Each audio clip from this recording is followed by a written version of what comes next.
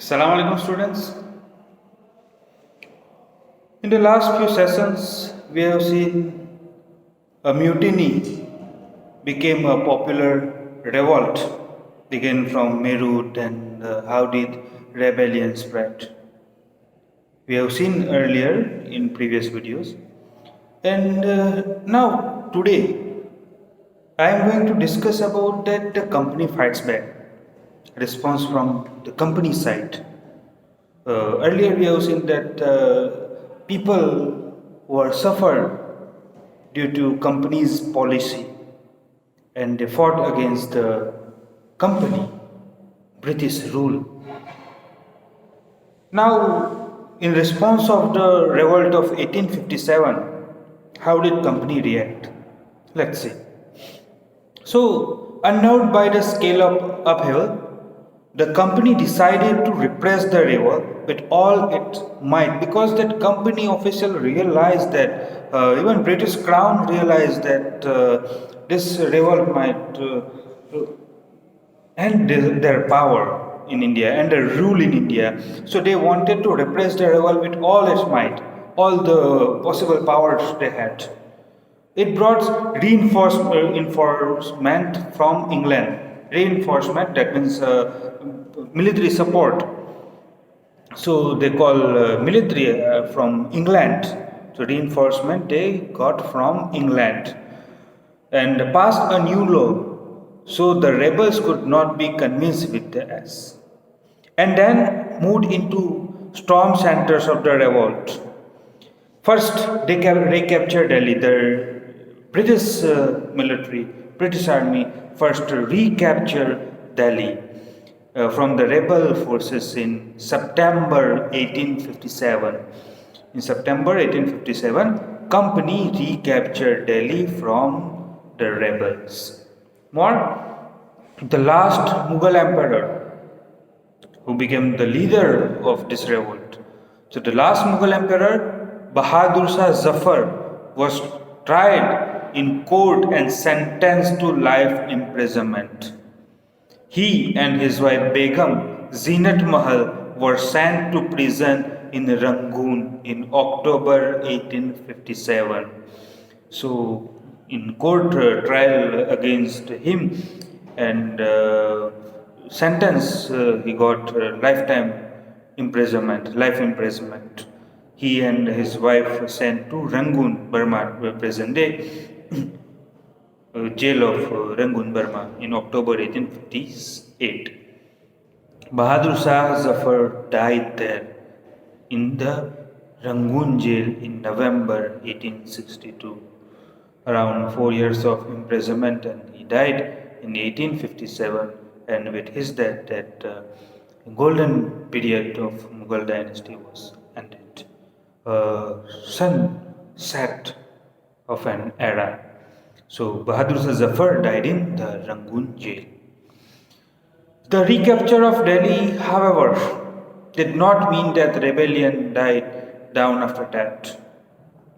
People continue to resist and battle the British. Even after this, people still continue to fight against British. The British had to fight for 2 years to suppress the massive forces of popular rebellion, because earlier we have seen that so many people from different section of society they joined the revolt. That's why it took around 2 years for British to completely repress the revolt. More, Lucknow was taken in March 1857. Sorry, Lucknow was taken in March 1858. Sorry. Rani Lakshmibai was defeated and killed in June 1858. Tatya Tope, who was general of Nana Sahib Peshwa, he escaped to the jungle of central India and continued to fight a guerrilla war with the support of tribal people and peasants. He was also captured, tried, and killed in April 1859. Just as victorious against the British had earlier encouraged rebellion, the defeat of rebel forces encouraged desertions. As earlier we have seen that people motivated, encouraged due to rebellions, won rebellions, battle against British, vice versa. Rebel forces encouraged here desertions. They left. The British also tried their best to win back the loyalty of the people.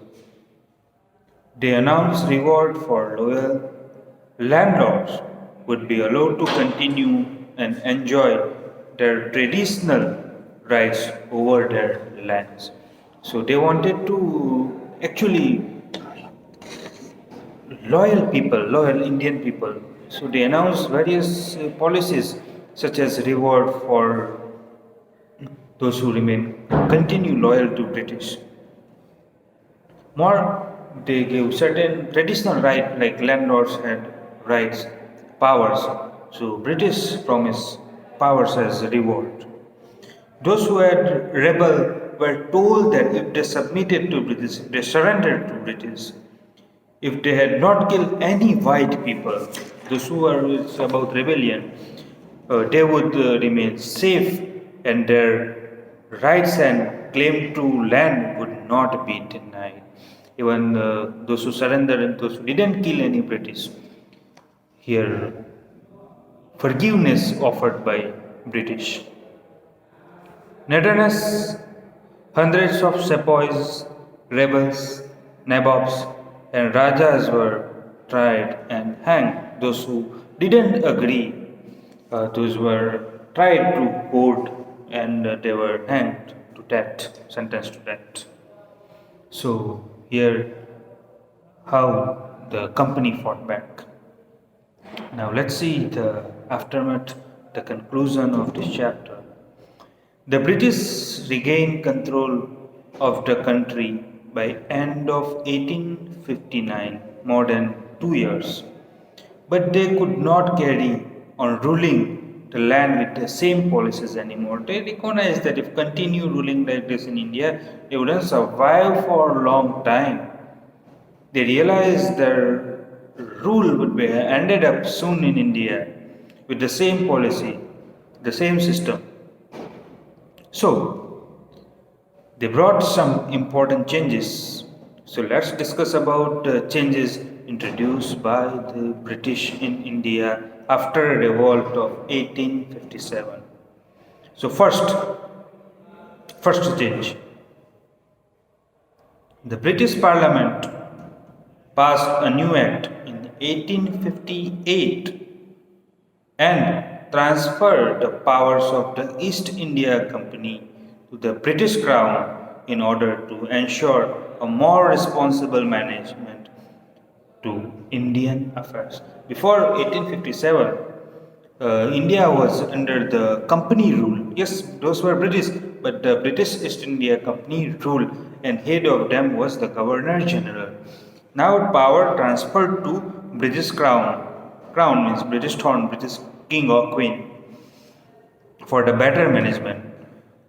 A number of British cabinet was appointed Secretary of State for India and made responsible for all matters related to governance of India. Special cabinet members appointed as the Secretary of State of India for the Indian affairs, Indian matters. He was given counsel to advise him, called the India Council for counseling matters related to India. And the Governor General of India was given the title of Viceroy. Before Governor General was the head of India, now replaced with Viceroy. This is a personal representative of Crown, and Viceroy was personal representative of British Crown, British King or British Queen. Though these measures, the British government accepted direct responsibility of ruling India. Before actually that British company rule India. Now, directly India ruled by the British Crown. So, power transfer from British East India Company to British Crown. Second, all ruling chiefs of the country were assured that their territory would never be annexed in the future. They were allowed to pass on their kingdom to their heirs. They were allowed to pass their kingdoms to their heirs, even adopted ones. However, they were made acknowledge the British Queen as their sovereign paramount. What they had to do? No longer their own rule, no longer their autonomy. They had to accept British Queen as their paramount, as their superior. Thus, the Indian rulers were to hold their kingdom as subordinate of British Crown. So merely they became representative, merely they became the subordinate of British Crown. This is the second. Third, it was decided that proportion of Indian soldiers in the army would be reduced, number of European soldiers would be increased for the safe side, right? Because to avoid such kind of rebel again. And it was decided that instead of recruiting soldiers from Awadh, Bihar, Central India, and South India, more soldiers would be recruited from Gurkhas, Sikhs, and Pathans because they betrayed them. Fourth one, the land and property of Muslims were confiscated on the large scale and they were treated with suspicion and hostility because Muslim played major role in revolt of 1857. The British believed that Muslims were responsible for the rebellion in a big way. So they showed their hostility to the Muslim community. Right? Fear, kind of fear. Fifth one, the British decided to respect the customary religious and social practices of people of India. They realized that today also that is true. We cannot speak against the customs and religious matter of Indian people. That is truth. And British realized it lately. The sixth and the last one, policies were made to protect landlords and zamindars and give them security of rights over the land. So those changes were made by British in India.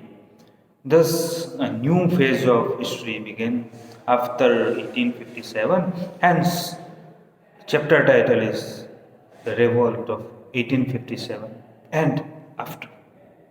So this is what happened, historical, remarkable period, remarkable year of 1857 in India, right, where many things were changed, where people trying to gain that sovereignty, but they failed. Now, about this chapter, I'll provide you notes soon and further discussion related to pictures, images given here, I'll discuss later on. There are certain pictures, images, paintings are given in your textbook. Those pictures indicates various incidents, because as we know that for history, these things of arts, such things are matters. So here is your chapter over. If you have any doubt, any query regarding this chapter, you can write in the comment section below. Furthermore, if you have any confusion, any doubt, please send your query to the given number. One more request to you, please watch all the videos carefully. Please refer the links has been shared to you. right? Because many times we observe that you people send a query. So please watch the video from the beginning to the end, because during the video many times I pass the instruction as well. Alright. Thank you so much for watching video. See you soon.